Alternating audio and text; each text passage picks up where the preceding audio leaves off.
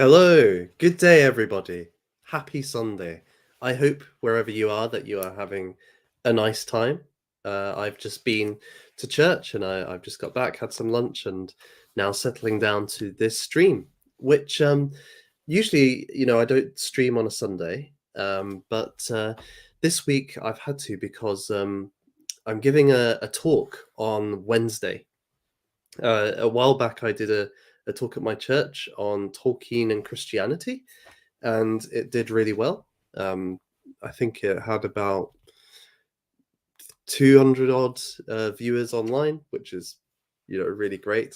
If you think what you could get in a lecture hall, that's a good number. So we're going to do another one, Tolkien and the Hope of Easter, and how Tolkien's views about the significance of Easter, its impacts the way he shapes his narrative, the values of courage and hope that he promotes within the Lord of the Rings, and then also the reader's experience of those stories.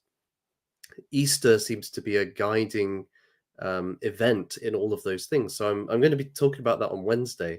So I'm not going to be able to do the normal stream on a Tuesday. So I thought, well, I'll be able to fit in a wee sneaky hour here, an hour or so. And the topic of this stream was initially voted for by my channel members. It was slightly different. It was going to be on Prometheus and the beginning of the ring cycle, looking at kind of 19th century interpretations of mythology, Percy Shelley's Prometheus Unbound and the Rheingold, or Das Rheingold by Wagner. But I came to the realization that these are absolutely massive topics, and you can't really deal with those texts without understanding some of the core ideas in the original mythologies, because they are drawing on them. They're in conversation with those original texts. So what I wanted to do then was maybe peel back to maybe a more to maybe a couple of the key points that I've seen within some of these older myths, going back to ancient Greece, and their significance and why they seem to have a certain weightiness and depth to them, these stories. Because as John Ruskin pointed out, if you were just to take the stories on by themselves, just like a synopsis of the stories, they don't tend to be the most compelling tales ever.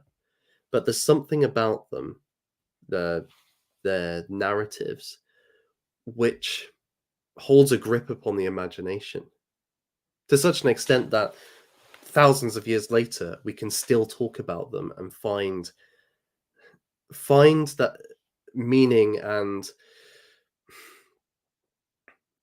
I guess significance for our own lives today. That these myths, although they're written by people long since dead, have something to say to us today about not just in terms of the traditions that we inherit, but how they capture something timeless about human nature, human experience, both in relationship to society and to the world more broadly. And I think the story of Kronos, who is the painting that was on the thumbnail for this video, is one of the most fascinating stories and really captured my thinking for the last couple of weeks. So I'm really glad to be able to do this stream on him. So let's kind of kick off with how Kronos rose to power. Kronos was the son of two gods, Uranus and Gaia. Now, Uranus and Gaia were the first, essentially, and from them come the Titans, the range of gods to which Kronos belongs. And they ruled the universe together, but Uranus imprisoned two of Gaia's children in Tartarus, which is one of the deepest, darkest places. It's connected to Hades, but it's not identical. It's like the prison within the prison, you might say, the place of no return, the void, the abyss. There is no light in such a place. It is just a realm of suffering, pain, and darkness. And Uranus imprisoned in Tartarus the Cyclops, the one-eyed giant. And he also imprisoned Hecatorchirus. There was a 100-handed creature, Hecatorchirus. These were two children of Gaia, Uranus's wife.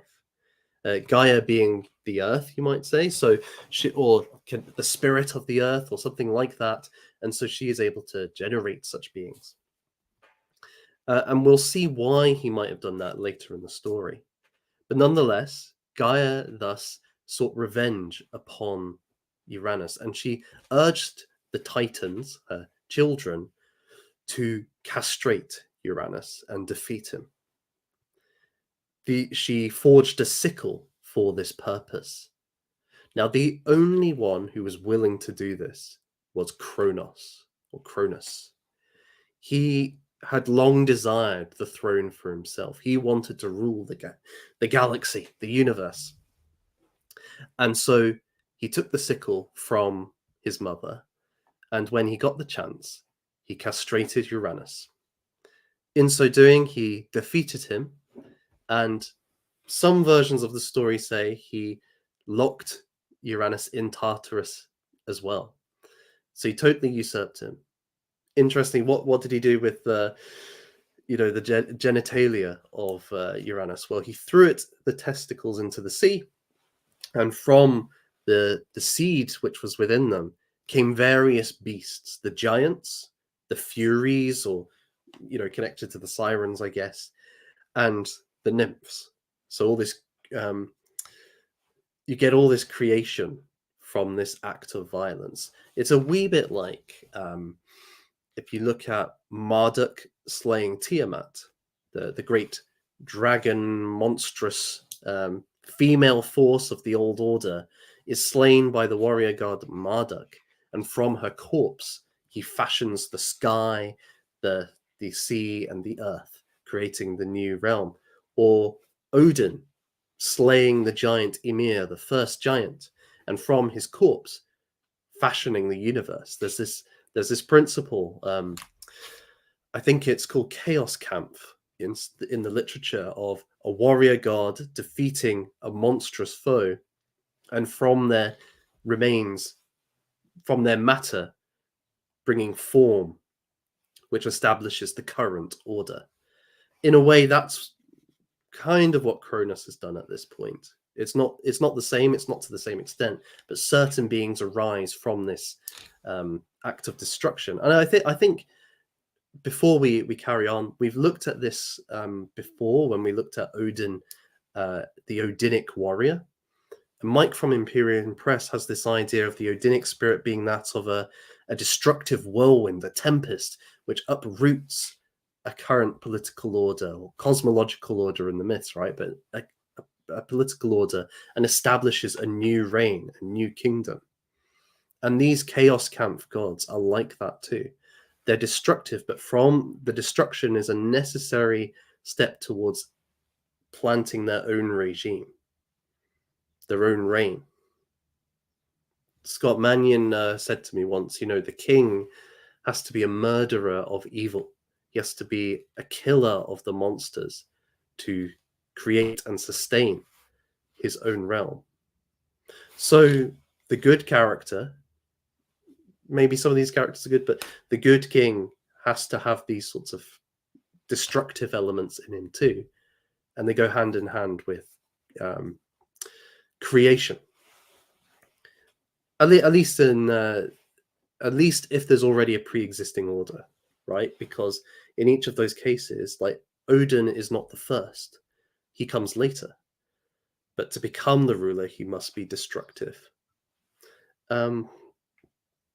So you have this dynamic with Kronos, and Cronus and his sister Rhea, Rhea, they become king and queen of the cosmos, and it's actually a golden age in various ways. There is no need for laws or rules because everybody acts morally. There is no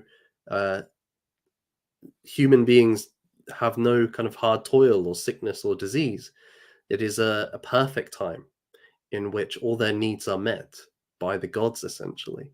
You might say they're like children. The gods supply their wants, and they are quite dependent upon the gods. But as such, they are perfectly happy. They're in harmony with the world, and there's no struggle. But things change.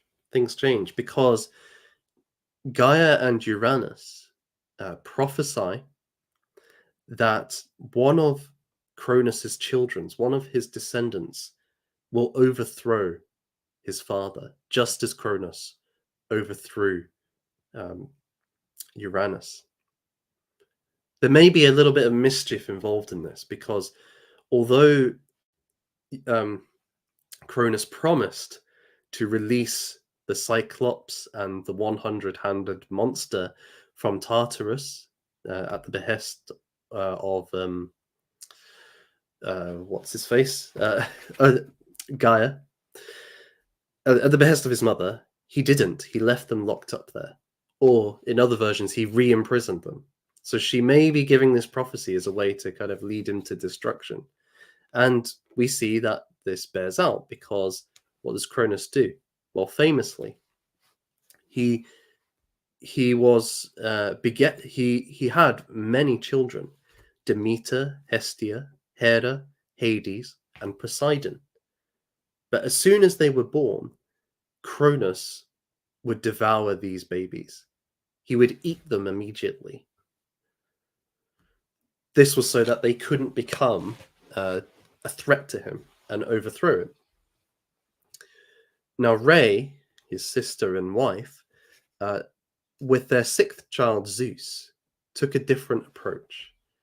She gave birth to Zeus on the island of Crete and hid him there.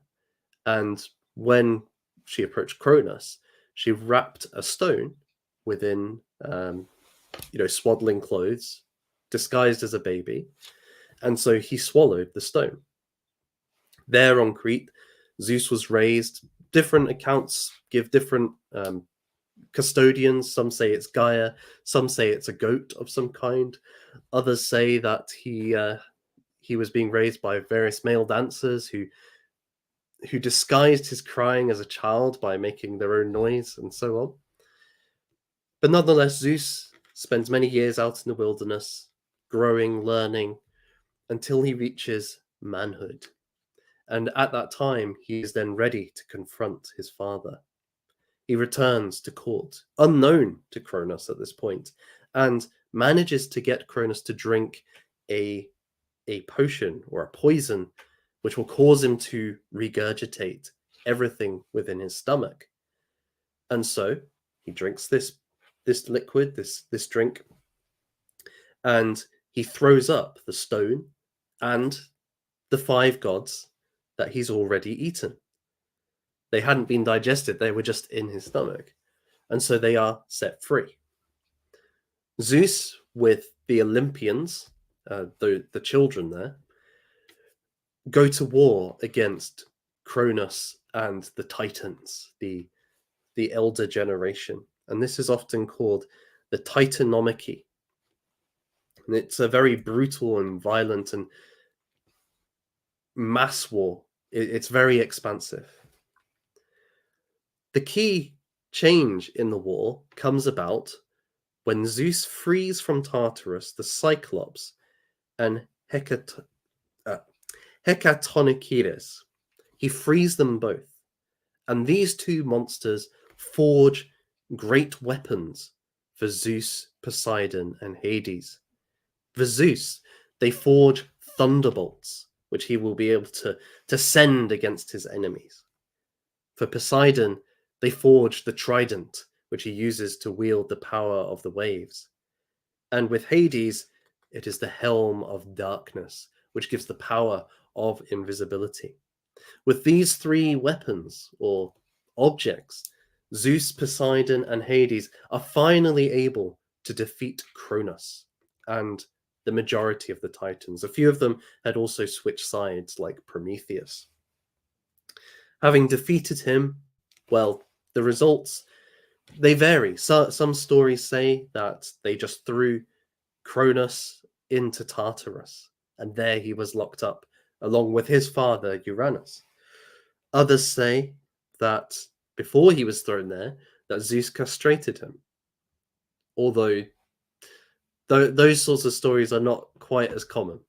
That it doesn't seem as quite as a bigger part of the Zeus Kronos conflict as the Uranus Kronos conflict. So Zeus achieves victory over the Titans and becomes the head of the gods on Mount Olympus, hence the Olympians. And he is by far the most powerful of the gods. If you've ever read the Iliad, for example, the passages where Zeus is extending or expressing his majesty and might and using it to threaten the other gods who do not respect his authority at certain points, it's just awe-inspiring, it's majestic, it's terrible. It's terrible because the other gods talk as if Zeus by himself could destroy all of the other Olympians. He could take them all on and kill them all. That is the basis of his authority and power. Just pure might, pure strength, pure ability to dominate anybody. So they must obey him.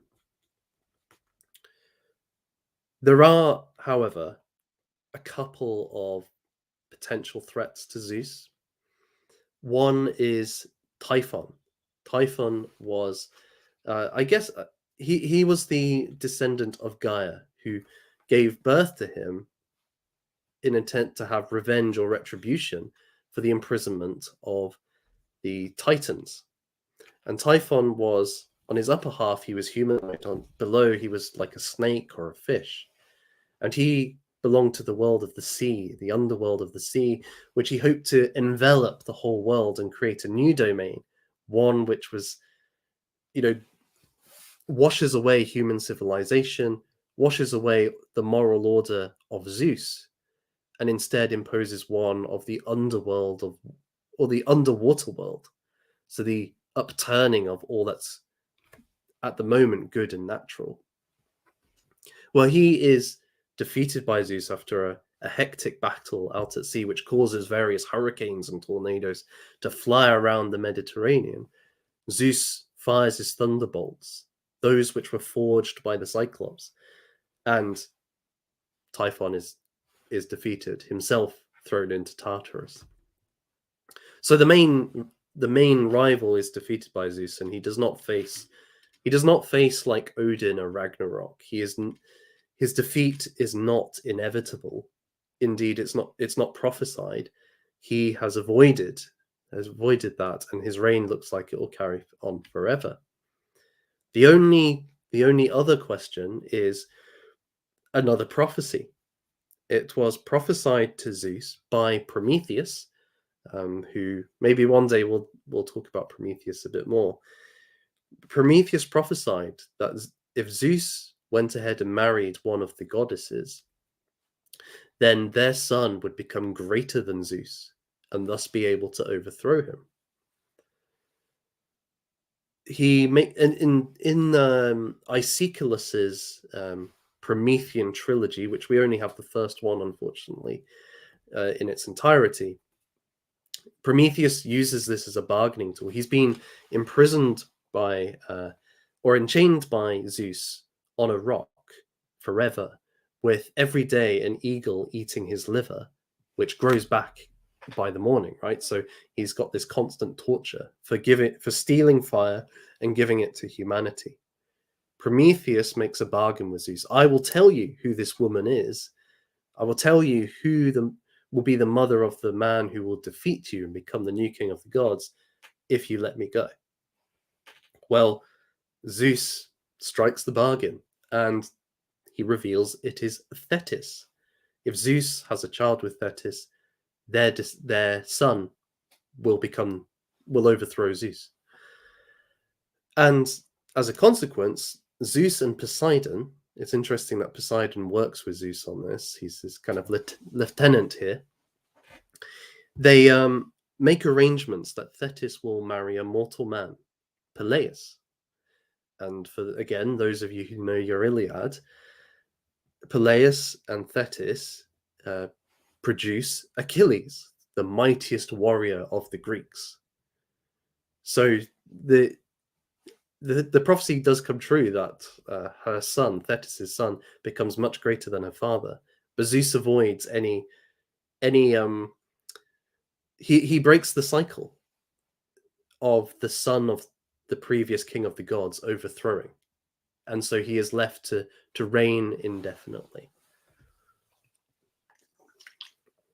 Interestingly, and there's not enough time to go into it fully here, but in Shelley's Prometheus Unbound, Prometheus doesn't reveal who will be the threat to Zeus. He doesn't reveal who Zeus should not marry, and so Zeus and Thetis do have a child, the Demogorgon, the great dark force in the underworld, who halfway through the play rises up, comes to court in Mount Olympus, and just absolutely destroys Zeus and takes him into the underworld with him. And through that liberates the world from the reign of the gods. It's quite Feuerbachian in some ways. But I thought it was a nice twist that he didn't just copy the old myth. He thought, okay, what would happen if Prometheus didn't reveal it? He kind of argued that for Prometheus to do so, to strike a deal in this way, undermines the sincerity of Prometheus, the willingness to defy what he would see as the tyranny of Zeus, because Prometheus gives the fire to help humanity, and he's punished for this. In Shelley's view, to make a deal with the tyrant is in a way to give up on your principle of which caused you to revolt in the first place. So it's quite an interesting version of the story. It's a bit laborious as a text, but it's yeah, we'll get to it one day. So what are some of the key ideas in this story that we could maybe draw on? Well, one thing that's worth thinking about is what's this idea of Kronos eating his own children? Why is he doing that? Well, he wants to remain king forever. Which then got me to thinking, well, what about in current political systems? In what ways do we see similar dynamics playing out? When you look at older kinds of political bodies, so monarchy, let's say, usually the king isn't in the business of killing his own sons.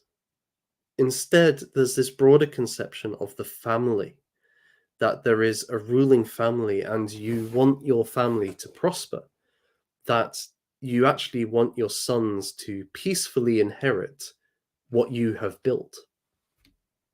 There's a sense in which you're not just gaining power for yourself, although you do want to be king, but that you're also concerned about the well-being of the family once you're gone. So there's this strong emphasis on stewardship, that I'm passing on what I gained from my father to my son, so that he can have an even greater kingdom than I. This is almost the antithesis of a Kronos. By contrast, a democratic system generally doesn't support that. It's if you look at American politics, you've got there Joe Biden as president, this man who is ancient, who's been there a long time. Because the system doesn't allow for a direct descendant of his to become the next president, because Hunter Biden can't inherit it, he doesn't have that same familial tie to any of his to anybody on his political faction. And so there's not the same incentive there to to cultivate an heir. Essentially, he wants to rule as long as possible. There's also other issues as well, such as the presentism of the current moment, the destruction of uh, generational ties, the calling to it being in a accord with a higher power, and so on. But I think there's a deeper point here, because what if the king, that I was describing, could live forever? If a mortal king became immortal, would he have the same interest in developing his sons? Would he have the same concern about developing the kingdom to such a point that it can be inherited? Well, reason no. For the very point that because he can live forever, it never needs to leave his possession. He's not going to pass on. He's not going to die, and so his kingdom isn't taken from him by death immediately. This seems to be the key distinction. And so, how would he treat his family? Well, they become rivals then to his power, because if they can't inherit by natural means, if his sons are unable to become king after the father dies, well, they are also ambitious. They themselves will become stronger. They must be defeated if the immortal king, will last forever. Given the only ways he can be removed are by abdication or by force, and he's not going to abdicate in most cases, it seems to follow that he must be in conflict with anyone, including his descendants, who will try to take the throne. And Kronos gives us that point. He is an immortal being, and so the only way that Zeus or any of the other gods that he produces are able to take power is by defeating Cronus. So in a way, you could say that the hard limit of death within the world, within real life, is really important for politics, at least in a kind of monarchy, because it sets a crucial check. It means that no ruler can, well, on the one hand, it means every ruler has an end point, and so that they cannot expect to rule forever. On the other hand, it means that those who desire power but don't have it yet can reasonably hope to gain power at some point if they are, natural descendants. And so there's no need for them to come into conflict with the monarch. Indeed, this is and from the monarch's point of view, their children become an extension of their own rule. They become a manifestation of what they themselves stood for. Their blood flows within them. And so for them, the way they carry on their rule is by passing on to the son. So I think when you understand that idea, what the Cronus story shows us is the true nature of power, or pure power, if it didn't have that handbrake of death. It kind of relates to the Juvenalian concept of power, where it brooks no rivals. You might have a mighty kingdom or a mighty king with his castles, and there are barons with rival castles. And that king will always seek to subjugate those other castles. He will either destroy them or he will become their overlord, but he will not allow their independence. In this case, Cronus will not allow a rival to even emerge. He will destroy them. He will make them no threat to him. So that's kind of one point that I think is quite important. It shows us that human political power rests in part on the idea of the end of the previous ruler, at least for having orderly succession. It rests on there being a degree, the rests on the possibility that new rivals can arise or new rulers can arise. And that's only possible if the ruler can die, essentially, or at least has an end point. And so one of the problems with modern presidential politics is, okay, Biden will die at some point, but these guys can be there for 50 years or so. And thus they're constantly crushing anybody who could become the next generation of ruler. That they have the Kronos relationship. Perhaps also, if you wanted to go broader, you could see the boomers in general as having this sort of trait. And I don't mean in a kind of malicious way, although some may well do. But there's a sense that the boomers have had a very good time of it. They have had, materially wise, the greatest developments, the greatest comfort, the greatest ease. And rather than wanting to pass on that power, they want to enjoy it for as long as possible. And so even if that means that other generations are poorer, even if that means that they're not going to invest their money in their children, but rather in nice holidays, for example, or a nice retirement resort to go to. There seems to be this Cronosian dynamic of, well, we want to rule as long as possible.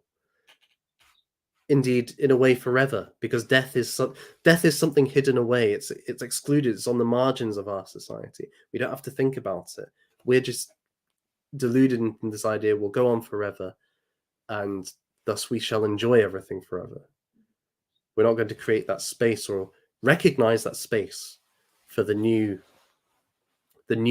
generation and the new leaders who must take our place. No, there's no sense of that. Death does allow that, but it's becoming further and further away. Nonetheless, I think there's a couple of more important points perhaps to get to. When we think about the nature of sovereignty in this story, what's quite striking is it's totally through, after Uranus, who is the first and thus becomes the ruler just by virtue of being the first. Cronus and Zeus are only the king of the gods, king of the cosmos, through their violence. They essentially steal the throne from the former ruler by way of war. There is no kind of rational principle. There's no political philosophy which undergirds this. There's no sort of universal law which says Cronus should be the next king or Zeus should be the next king. Indeed, Zeus is the youngest of the gods of his generation, of the children of Cronus. And Cronus is also one of the younger males. They are not the oldest males. They are not the direct descendants. So you can't go around the kind of primogeniture approach. There's no succession law which demands that Cronus and Zeus should be the next kings, in part because their predecessors are immortal, and so there is no succession. Rather, it is violence, it is stolen, it is through bloody murder. And we can see the same with Odin killing Ymir and making himself king of the gods, or with Marduk slaying Tiamat. Other more maybe tricky examples, or in the Garden of Eden, Adam and Eve eat the fruit from the tree of the knowledge of good and evil, which they are forbidden to do so. They essentially steal that knowledge for themselves. And although they are cast out, there's a sense in which that knowledge is the basis of how they are able to survive or thrive. in the fallen world. Maybe another one would be Alberich in the Ring Cycle. In Das Rheingold, he steals the Rheingold from the River Rhine, from the Rhine Maidens, and forges a ring with it, a ring which will give him all the power in the world and all the wealth in the world. However, he is tricked by the fire god Loki, who is able to force him to give the ring to Wotan. And Wotan, who is the king of the gods, who has had Valhalla built for him by two giants, Fafnir and Fasolt. Now they demand payment. And originally, Wotan had promised to give them Freya in exchange for building the fortress of Valhalla. But he's persuaded that this is a bad idea, primarily because, not for much affection for Freya, but because she tends the tree which produces golden apples of immortality. And so if she leaves, the gods will wither away and die. Thus, he needs something which is greater than a woman's warmth or love, something which is valued higher. And Loki reveals that the only creature who has been able to give up love is Alberich. To take the Rheingold, he had to renounce love. And so he must value this ring higher than love. So they steal the ring from Alberich and exchange it in the place of Freya for Valhalla. And Fafnir and Fasolt get into a fight over it because it's a cursed ring. Whoever has it will be consumed by desire for it. It will make them suffer, and it will lead to their death. And Fafnir kills Fasolt, and that's the end of that part in Das Rheingold. But as the story's going along, this has happened. He's finally got Valhalla, but Wotan is distressed. He says something to the effect that all my kingdom relies on an act of treachery.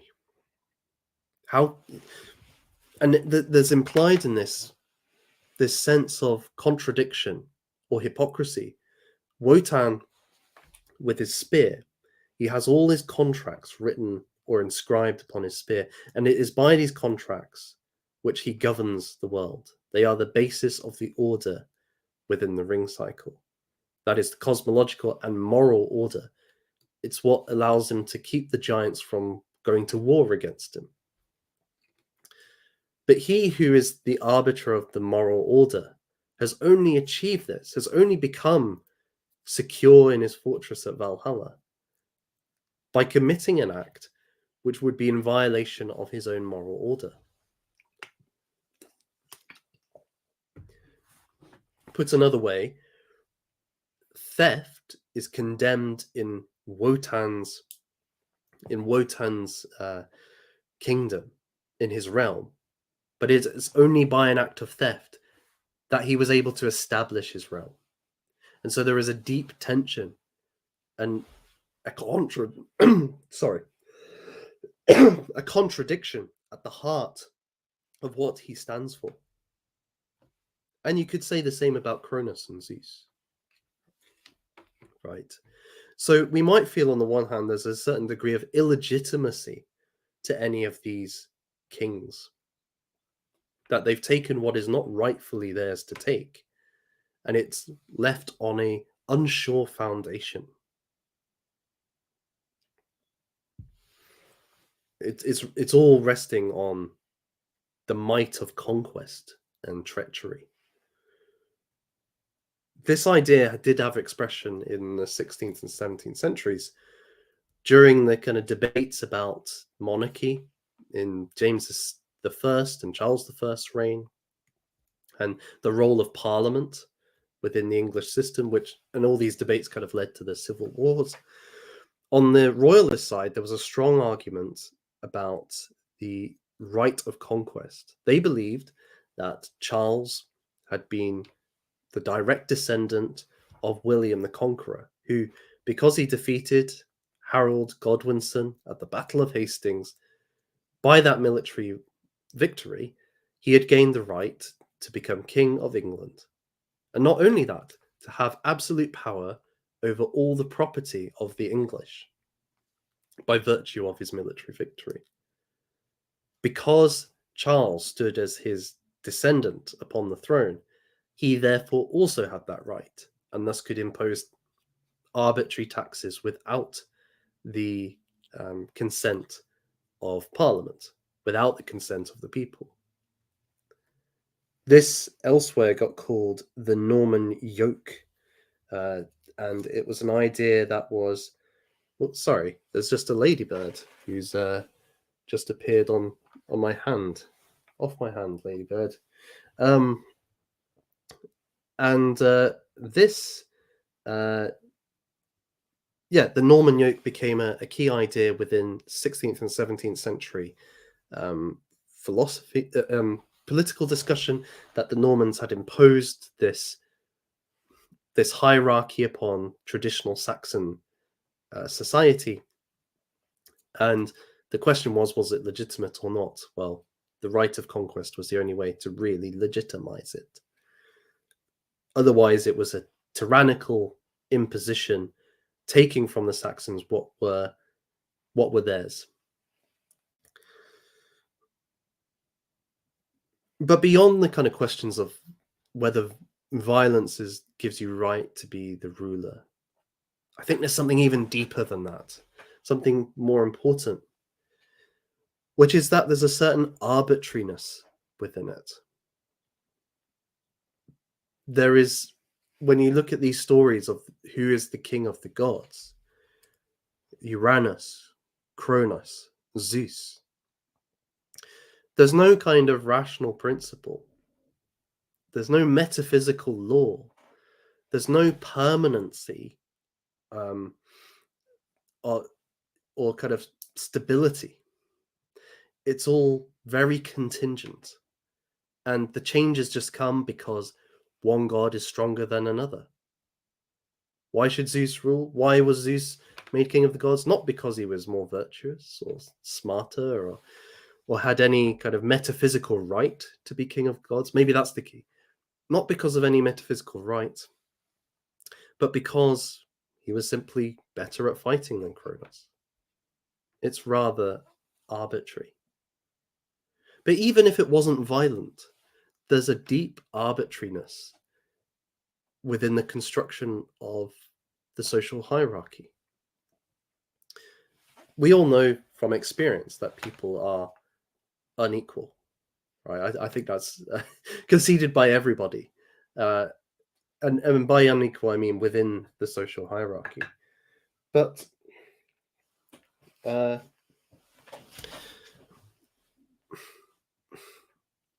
to put this?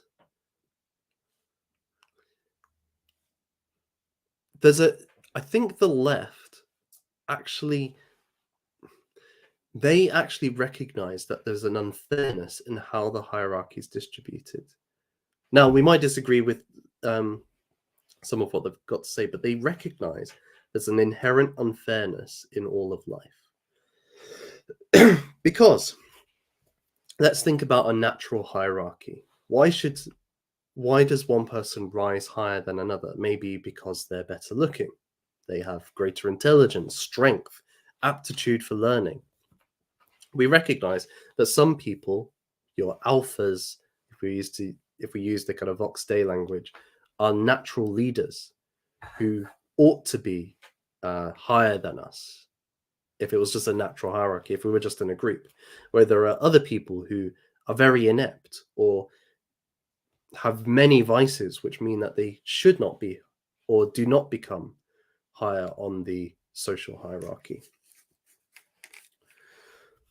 And there is a degree to which that it is very intuitive. Some people are better than other people at certain things. Some are stronger, some are weaker. We recognize this. But how that is distributed is entirely arbitrary. It may be because of your genetics. that you belong to a certain group, or you had certain parents with certain genes, and you thus inherited certain traits like greater strength, size, etc., etc. Intelligence might be another factor, right? Another is environment. So, what time, place, what time and place you were born and raised, what institutions you had access to. Very small things like who was the teacher at your school in that class? What church was down the road? What extra school, outside of school activities? What economic system did you exist within? What media did you engage with? All of these things have an impact on the formation of your character, biology and environment. But the critical thing is, right, that there's a sense in which if you took a person, their inheriting of these traits is somewhat arbitrary, because if you had been born to another set of parents, then you would have inherited another set of traits, and thus you would be somewhere else on the social hierarchy. It's not something that you had any control over. It's not something that you merited. It's not something that you were inherently worthy to receive. You were just the beneficiary of either good or bad traits from your biology and from your environment. Even the desire to improve, even the sort of character which means that you drag yourself higher and higher. Well, you didn't develop that as such. You already had predispositions. You already had something within you and a set of circumstances which was able to bring that out of you. There's a givenness to who you are. And how that is distributed is unfair or arbitrary, right? Because why should you have been given intelligence? Why should you have been given strength as opposed to the next guy? Before birth, you had done nothing to achieve that, right? So there is a sense in which it is not, you can't rationally justify it as such. Now, there are attempts to do so, and we'll look at some of these in turn. But I want to try and get across this idea that, and we see this with Zeus and Kronos, that why should they rule in front of somebody else? Because they inherited strength or an ability to fight? Why should they have had that and not Poseidon or Hera, for example? There's no metaphysical necessity to it. Now, so some will try to get around this. You might appeal to something like the Great Chain of Being. This was an idea which, it has classical roots. It's also in the medieval Christian idea, Christian worldview. And the idea is that God or metaphysics, the divine being itself, however you want to describe it, it's essentially established a caste system that humans belong to different levels of being. They have different ontology. Some are born to be rulers, and it's not just a social construction. They actually have that. They actually have like kingship within them, within their very being. Whereas others are meant to be peasants, for example. That is their caste. The world goes awry on this view. Things go wrong when the rightful kings, those who are metaphysically meant to be sovereign, are usurped by those who are not meant to be sovereign. And so we can see then the distribution of characteristics biologically and environmentally too, perhaps, comes down to this great chain of being, where you are on the chain. The caste system would be another version of this in Hinduism.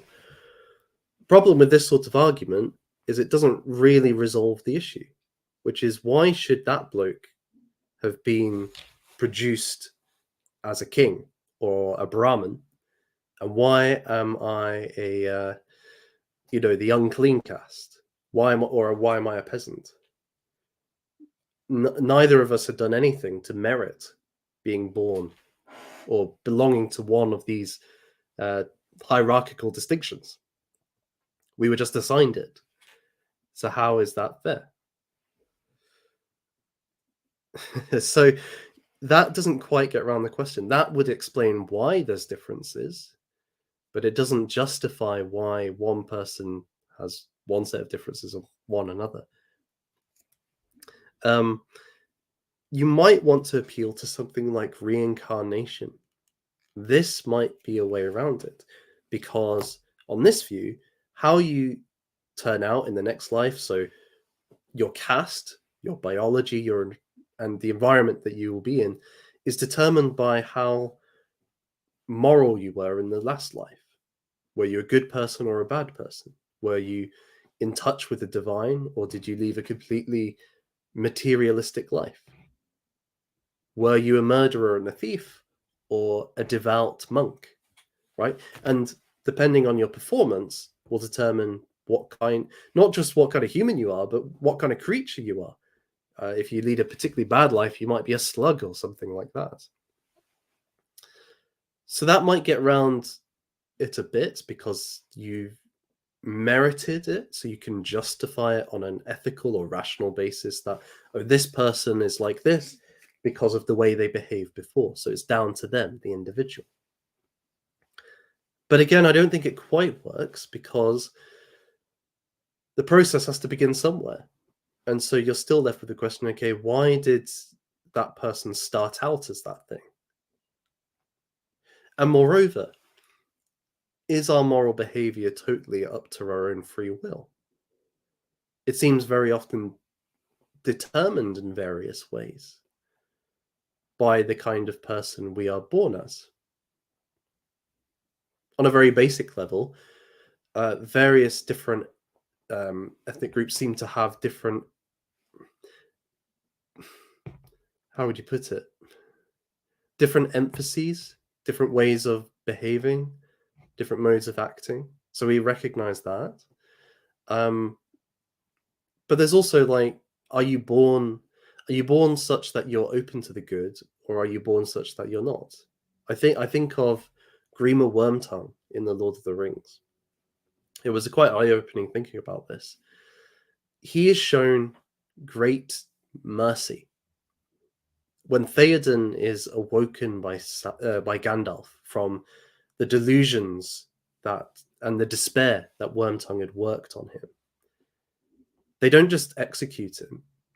They show mercy, and they give him a choice. You can stay and serve, essentially repent of what you've done, and work your way back up. Or you can go wherever you want, whether that's to Saruman, the enemy, or somewhere else entirely. But next time we meet you, if you're on the enemy side, there will be no more mercy. He goes off to Saruman. He's then shown mercy again, because Saruman takes over the Shire at the end of The Lord of the Rings. Spoiler alert, right? And he is driven out by Frodo, Sam, Merry, and Pippin, leading the hobbits in resistance. And Wormtongue, even though it's implied that he has cannibalized Lotho Pimple, one of the hobbits, he's told by Frodo, look, you don't need to do this anymore. You don't need to follow Saruman. You can stay here, you can recover, and then be on your way. We'll look after you. He shows him amazing forgiveness and mercy. But Wormtongue is somebody doomed to a life of suffering and then finally death. There is no redemption for Wormtongue. He, driven by the taunts of Saruman, runs forward, stabs him in the back, and is himself shot full of arrows. And he dies suffering as a creature of evil, as a poor wretch. Could Wormtongue have done anything differently? Or was he just such a man that he always was intended to that doom? I incline towards the latter view, that there's a sense in which you are either good soil or bad soil. And although there can be growth in the good soil, or there can be change, there's a certain precondition that you start at. There's certain propensities within you already, seeds which are waiting to grow.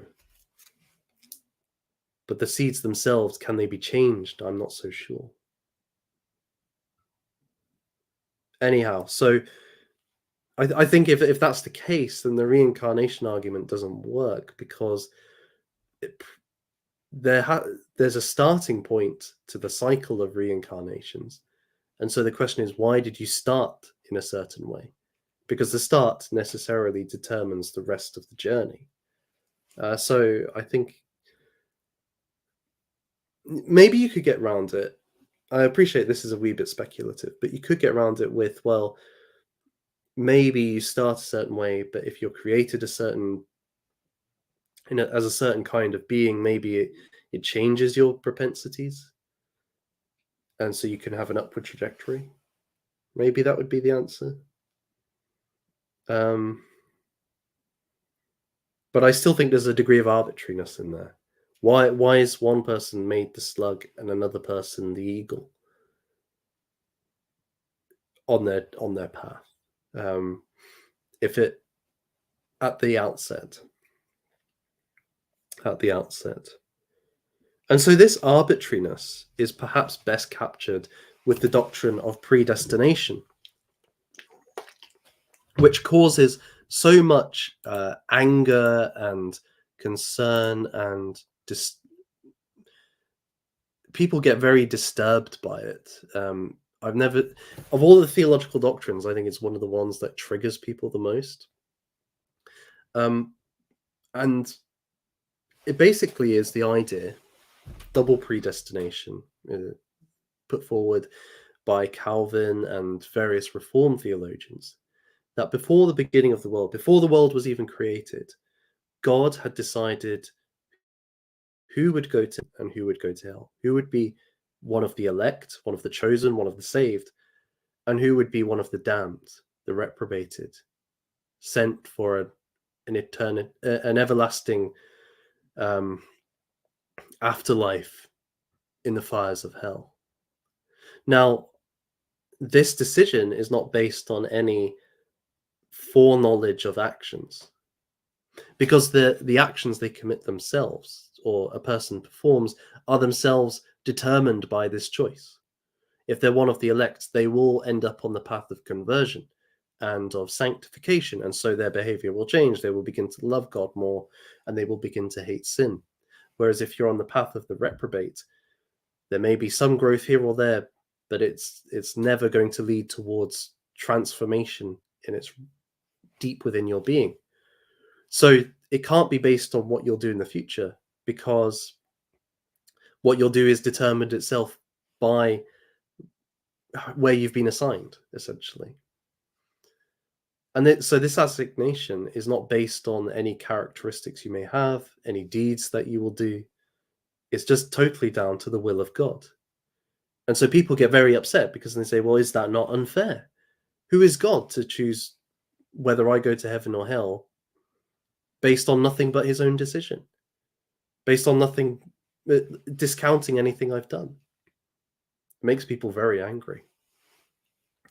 But I think it captures the arbitrary nature of life, even if we're not talking about eternal salvation, that either by chance or by providence, some people are born to greatness, while other people are born to be weak.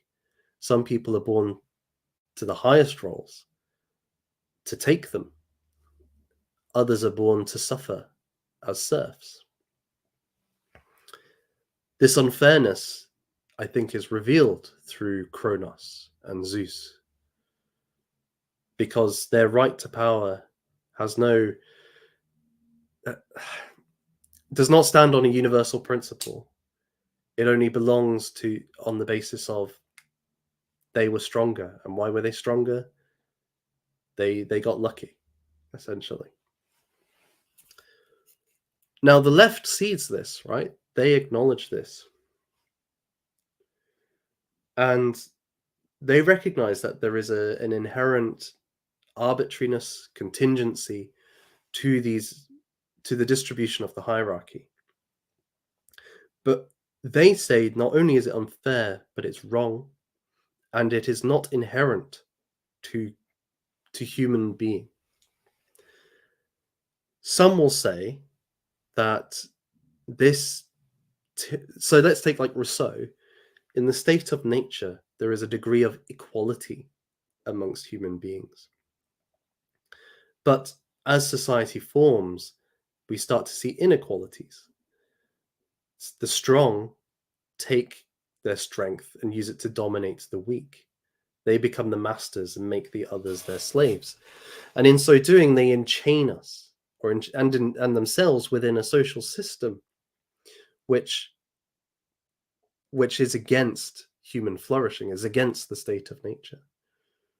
The Levelers, who were a 17th century radical Puritan group, they argued that in the beginning, God created human beings as equal.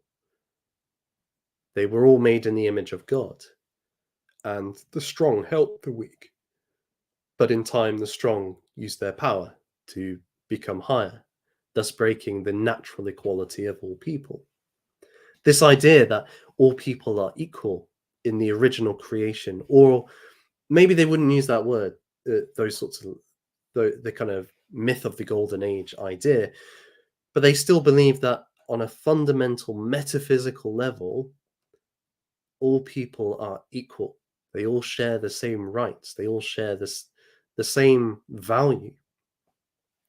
And as a consequence, any distribution of power, and that's not quite true, any unequal distribution of power or of characteristics is unfair. Now, they can't yet overturn the biological, right? You do get genetic engineering, but until everybody is made through genetic engineering, until everybody is born in a test tube, which, A Brave New World, Aldous Huxley essentially thinks that's the direction we'll end up in. Until you get to that point, you cannot control the distribution of characteristics biologically. The great attempt at the moment is to control the environment. And with the idea of equity, what we have is, rather than equal treatment of everybody, we see, okay, one person is good at this and one person is not. But we will try to raise up the person who is not good. We will give them what they need to get to the same level, so we produce the same outcome for both. Essentially, we will level the playing field. Although the universe or God gave you one person greater strength than the other, through our manipulation of the environment, through giving more resources to the person who's not good, we'll be able to make them just as strong as each other. We will undo the unfairness of reality, of who gets to be where on the hierarchy. Now, I know that this is the most charitable reading. Oftentimes, it's just an excuse to take power over another person. It's a way of doing it without resorting to force, is to try and do it through a kind of moral argument that we're redressing the arbitrariness, the unfairness. But because we are weak, because we are not able to do it through violence, we'll do it by essentially saying it on a rational moral ground. But on its strongest point, and I do believe several leftists would actually take this view, maybe more like activist types, but they would say, we're trying to make a more equal world. And I think they genuinely believe that. So take something like white privilege. On their view, to be born white in the United Kingdom or another kind of white society is to be born with certain privileges. So for example, in theory, I'm more likely to get a job, or I'm more likely to be respected. I'm less likely to come under a violent assault. Let's just say that's the kind of thing they would suggest. And it's totally arbitrary because I didn't merit being born in, white. And that guy over there, he had no choice over the color of his skin or where he grew up. And so we're going to level the playing field through affirmative action. We're going to make sure that the privileges you get, this other guy gets. Now, he might need to get more money. He might need to be given preferential treatment when it comes to getting a job. But through this process, we will be able to undo the advantage you had unfairly. That's at least the strongest moral argument that will be made. For equity, a slightly less one will be, okay, we're never going to achieve equal outcomes, but we can at least make it less arbitrary who has wealth, who doesn't. And let's be clear, it's for these people, they don't think in terms of other goods, such as the spiritual or the cultural, passing on tradition, meaning, having a sense of worth. It's primarily about how much money people make.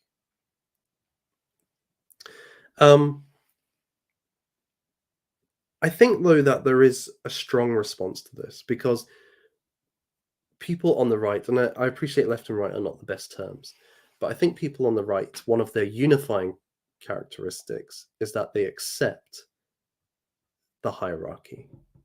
They don't try to undo it. They don't think that it's, while they might agree that there is a degree of unfairness, only to an extent, they accept it and try to harness it, whereas the left try to undo hierarchy, what they see as the unfairness of the social hierarchy. That doesn't mean that they do away with hierarchy. It means that they do away with what they perceive as an unfair hierarchy, one that's arbitrary, not based on rational principles. And so the right might appeal to, there's a passage in the book of Corinthians, the first letter to the Corinthians by St. Paul, chapter 12. And he's talking about the distribution of the gifts of the Spirit. Why does the Holy Spirit give some people certain powers and other people other powers? And let me see if I can get this up.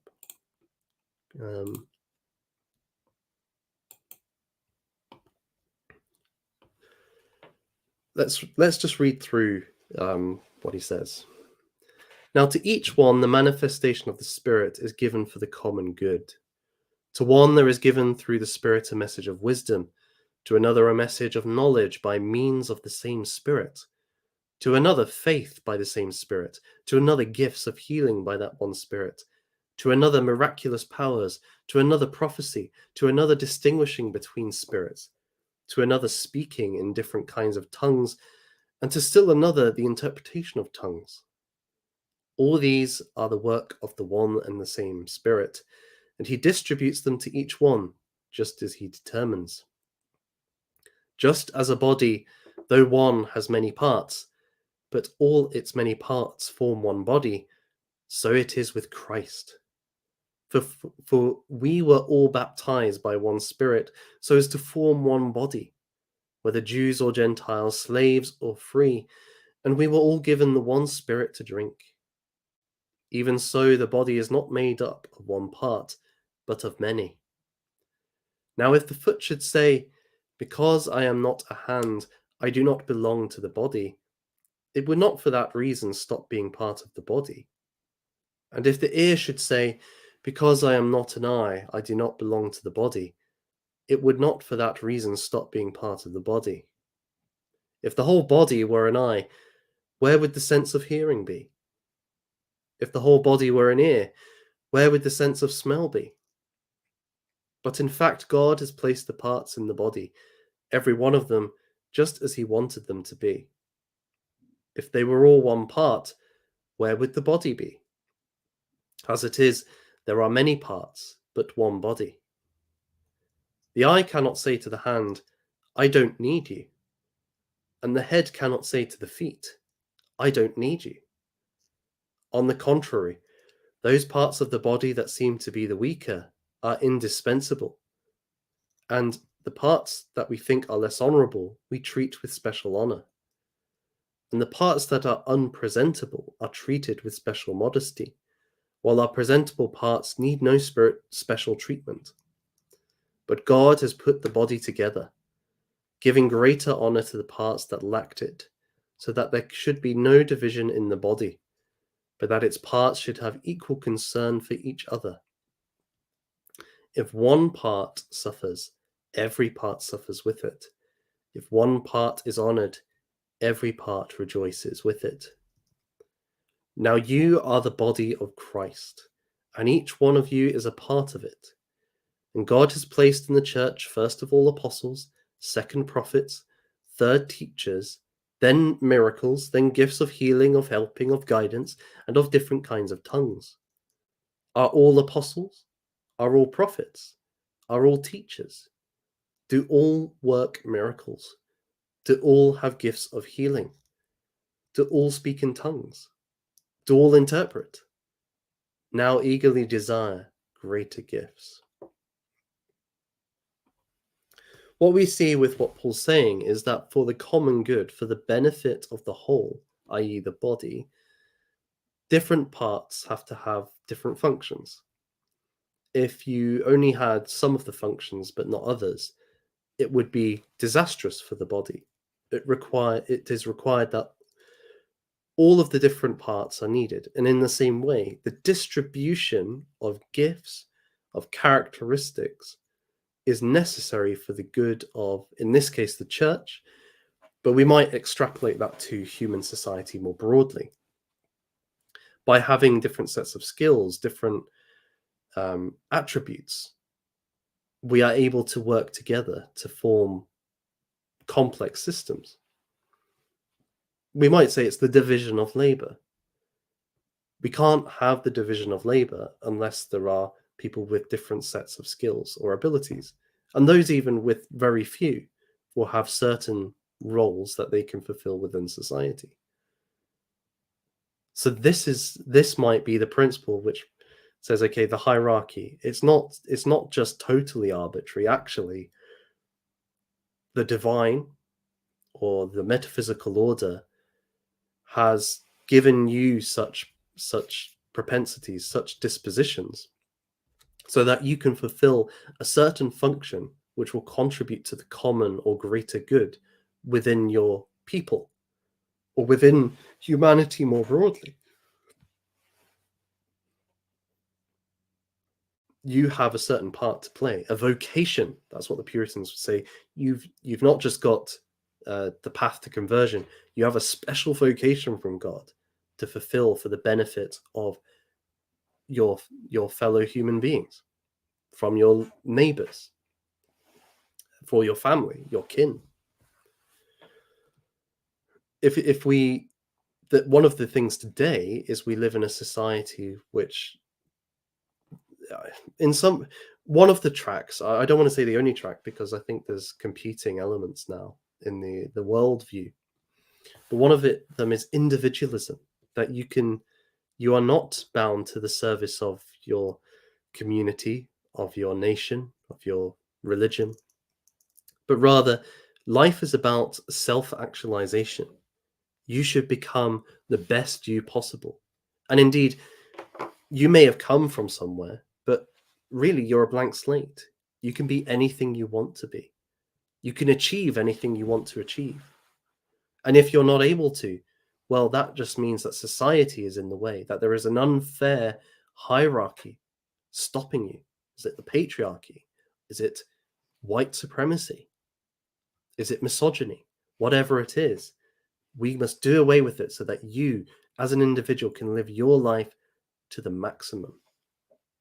Such thinking has no sense in which, oh, I have certain sets of skills which limit me to being good at some things and bad at other things. It has no sense that those skills that I do have and those limitations mean that I wouldn't be good at certain roles in the hierarchy, but I would be good at others, that I can play a role. And even with those talents within the hierarchy, not just serve myself or my own interests, but the interests of the common good. The natural hierarchy exists for the service of the common good, and that common good isn't just in the present. It is also inheriting and preserving and maintaining what our ancestors produced and passing it on to our descendants. We are stewards in this regard. So I think that would be one rejoinder, that the person on the right who intuitively feels that hierarchy is something to accept, to embrace, to really get to grips with and maximize the natural hierarchy, the arbitrary distribution, because it actually helps. And we live in a society which is against that in the core of its being.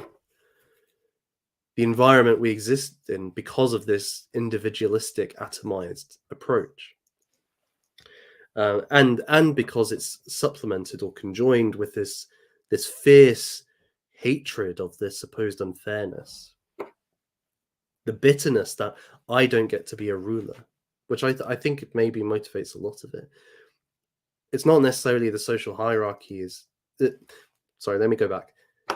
Many on the left will say the social hierarchy is unfair because it is arbitrary. And so we need to have equity. But what's really being said, I think in a lot of cases, from the people I've spoken to or interacted with who have these sorts of views, is that I, or the people that I care about, are lower on the social hierarchy. And so we need to fix it so that they can be on top. I'm quite happy for you to be below me. I'm not going to fight for you to have equity, or to do away with the unfairness put towards you, because I just want my people to be higher. So that their complaint is really that, why was I not assigned to be a ruler? Why can't I be a ruler? The further step towards that, though, is they often have a very 2D view that whoever rules essentially does so for illegitimate reasons, like Zeus or Kronos through violence. But secondly, the person who has such power is usually a tyrant who exploits his subjects. And that may well be a part of history, that many rulers have been tyrannical, have inflicted evil upon their subjects. And so, these are to be condemned. But when we look at the writings of the Apostle Paul, for example, I think Luke Avery had Black Horse on one of his streams recently, and they were discussing the idea that rulers have been given by God the rod or the sword, so violence, to administer for upholding the good and punishing wickedness. This is their responsibility. They've not just been given power to enjoy themselves and to enjoy power for its own sake, or for wealth, or for the material gain of it. They're there because they've got a certain duty, a responsibility to perform this vocation for the good of the whole, supporting the flourishing of virtue and the suppression of vice. So the good ruler isn't just a tyrant. It's actually somebody who has a very heavy burden to carry. This idea that they're just going around scot-free is totally laughable. Indeed, it's probably a terrible responsibility to have, in the sense that only few people could actually carry that burden successfully and not be swallowed by it. Your place in the hierarchy, being top of the hierarchy, doesn't mean that you live a life of freedom and easy care. Indeed, many stories, such as Henry IV, are about the stress and the hardship of being king. Henry IV says, "Heavy lays the head that wears the crown," or something to that effect. So, again, this idea that there's an unfairness to, okay, this guy gets to be top, so he's got a better lot than me. Well, actually, yeah, he gets to be higher on the hierarchy, but he has so much more to carry with him. He has the responsibility of a governing society. That's an incredible responsibility that person has, that the guy lower down doesn't. You have the responsibility according to your station. So maybe it's being a parent, maybe it's having authority in your local area, all the way up to the nation. Or actually, if you think of somebody like Tony Blair, he is answerable to, for millions of people around the world. He directs policy. He is answerable to the divine, to natural law, to the Sphinx, as to what he's doing, because he has a duty to uphold good and suppress vice. That kind of challenge or task, that quest, it's not for everybody. I'm probably not explaining this too well, but it's this idea that it only seems unfair if you only think that those higher on the food chain have only got it good, but actually they carry a harder path in certain ways, or at least one that you might not be able to handle. So yes, that is kind of my summation of some of the key political ideas that we can draw from the Kronos story, some of the questions and challenges, but then also some of the ways of navigating that. In some, we could say that it points towards the